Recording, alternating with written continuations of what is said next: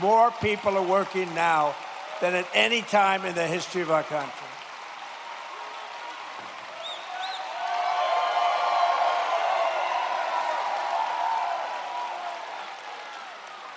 And the stock market has said, and that's with this skirmish we have going on. I call it a skirmish. This is with this skirmish we have with the Islamic Republic of Iran, and I call it that because let me tell you, they're getting hit so hard, and they want to make a deal. But I say they're not ready to make a deal. Because every time they make a deal, they want to change it and everything. They're not ready. They'll be ready very soon. And this is despite this, it's going on. The stock market has hit 73 all-time highs since the election. Presiden Amerika Serikat mengucapkan bela sungkawa atas meninggalnya tentara Amerika Serikat atas serangan Iran beberapa waktu lalu. Namun serangan yang dilakukan Iran tidak hanya di pangkalan militer Amerika di negara Teluk, tapi juga di Selat Hormuz, di mana terdapat 2 kapal tanker juga meledak akibat serangan Iran. Well, we feel very badly, but you know, those great people, those great patriots were out there fighting that Iran cannot have a nuclear weapon. Iran has been very, very badly damaged. They've lost everything almost militarily. They've got very little left. They've got some missiles. They've got some drones. They've got some manufacturing ability, not much. We control the strait.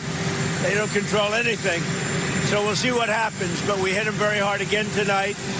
And we did that in honor of the probably three. It's probably three as opposed to. Beralih ke informasi mancanegara, pemirsa, Amerika Serikat menyerang Iran 9 malam berturut. Sirine meraung di kota aman saat angkatan bersenjata Yordania mencegat serangan rudal Iran.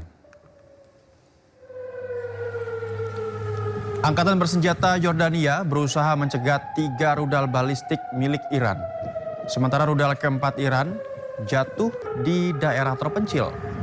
Kedutaan Besar Amerika Serikat di Aman mengklaim bahwa pihak berwenang mengevakuasi bandara dan pelabuhan internasional Aqaba. Mereka menyarankan warga Amerika untuk menghindari perjalanan ke kedua lokasi tersebut.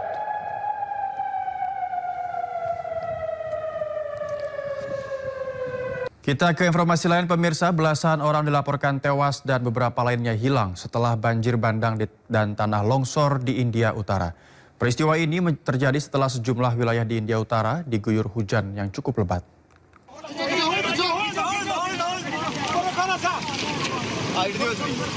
Sejumlah petugas penyelamat menggunakan tali berusaha menyeberangi sungai yang meluap untuk menyelamatkan sejumlah warga yang terjebak banjir bandang.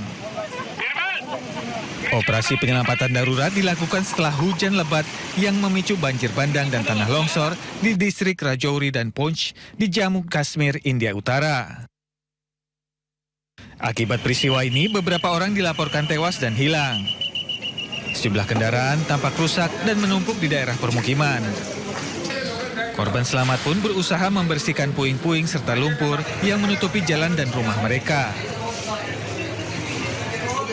अपनी मजबूरियां सबको, लेकिन हालात देखें यहाँ क्या हो चुका है। 8-9 फुट पानी था यहाँ पे। बाकी हमारी बस अगर एडमिनिस्ट्रेशन इतनी हेल्प कर दे, हम लोगों की जो ये मोहल्ला है जहाँ पे पानी आया है 8-9 फीट, इसमें गली जो ड्रेन है वो टोटल ब्लॉक हो चुकी है। उसके कारण जो अंदर पानी और मिट्टी जमा है वो बाहर निकल नहीं रही क्योंकि पानी वापस आ रहा है। Pihak berwenang telah memperingatkan adanya intensitas hujan lebat selama beberapa hari ke depan dan mengimbau warga yang tinggal di dekat sungai, aliran air, dan daerah rawan longsor untuk waspada. Sementara itu, banjir juga melanda sebagian wilayah Ning'an di Provinsi Heilongjiang, Tiongkok. Peristiwa ini terjadi setelah hujan lebat selama beberapa hari yang menyebabkan sungai Mudanjiang meluap.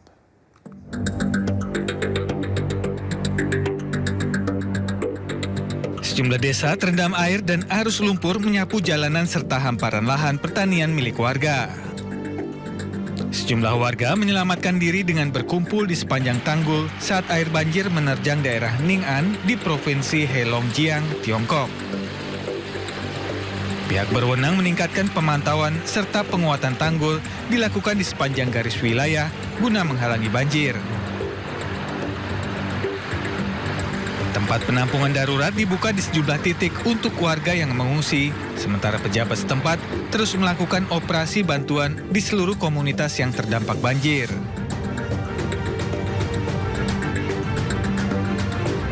Sedikitnya 6 orang tewas dan 2 orang hilang setelah banjir bandang dan tanah longsor menerjang Kabupaten Muang Tan, Provinsi Lai Châu, Vietnam. Petugas mengerahkan alat berat serta anjing K9 untuk membersihkan puing-puing serta mencari korban. Usai banjir bandang menghantam Kabupaten Muang Tan, Provinsi Lai Châu, Vietnam, Senin siang. Akibat bencana alam ini, sejumlah rumah rusak serta jalan banyak yang terputus. Hingga Senin pagi ada 7 korban jiwa dan 2 orang hilang akibat banjir. Pihak berwenang telah mengerahkan semua sumber daya untuk upaya pemulihan. Kerugian material diperkirakan mencapai 10,5 juta dolar Amerika Serikat.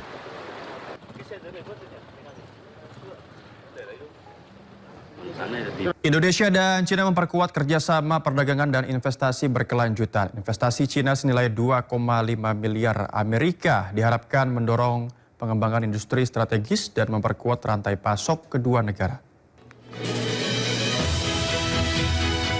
Di sela-sela rangkaian agenda pembentukan World Artificial Intelligence Cooperation Organization atau WICO di Shanghai, China, Menteri Koordinator Bidang Perekonomian Erlangga Hartarto melakukan pertemuan bilateral dengan Menteri Luar Negeri Republik Rakyat China Wang Yi serta Menteri Perdagangan Wang Wentao.